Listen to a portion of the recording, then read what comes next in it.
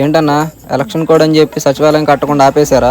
Election code అని కాదు తమ్ముడు ఆపేసింది, ఎలక్షన్ కి మనీ కోసం ఆపేశాడు. పదవిలో ఉన్నప్పుడు పునాదులు వేసాడు, పదవి దిగినాక చేతులు ఎత్తేసాడు. అంటగా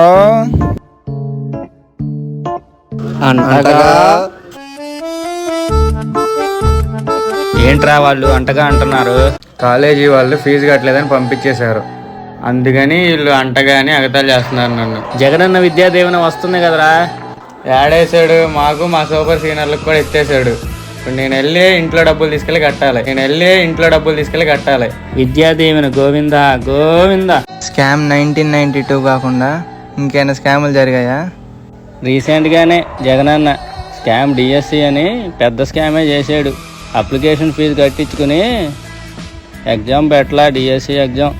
మామూలు స్కామ్ కదా అది, పెద్ద స్కామే అది. అమ్మఒడి పడిందా నీకు? పడలేదన్నా. దేనికి పడలా? నాకు అక్కయ్య బండి, నాకు పడలా. నీకురా? నాకు బండి. నీకు పడలా. నీకెందుకు పడలా? బండి ఇంట్లో ఉంటాం అందుకని పడలేదా? నీకు అమ్మఒడి పడిందంటరా? పడింది. నీకురా? నాకు పడలా. వైసీపీ ప్రభుత్వం ఇంట్లో ఎంతమంది పిల్లలు ఉంటే అంతమందికి చదువుకోవడానికి అమ్మఒడి పథకం కింద డబ్బులు వేస్తానని మాట తప్పింది ఒక పిల్లవాడికి వేసి.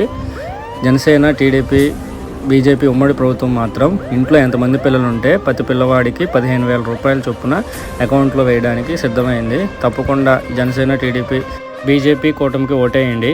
ఒడి డబ్బులు పడ్డాయా? లేదయ్యా, 3 నెలలు అవుతుంది.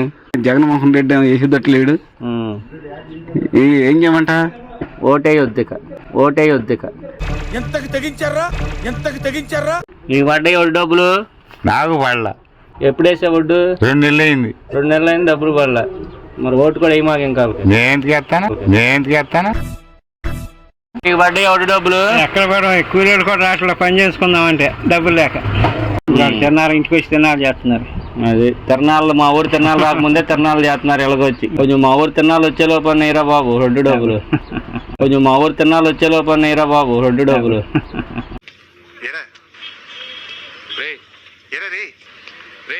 ఒడ్డు డబ్బులు ఇరా బాబు.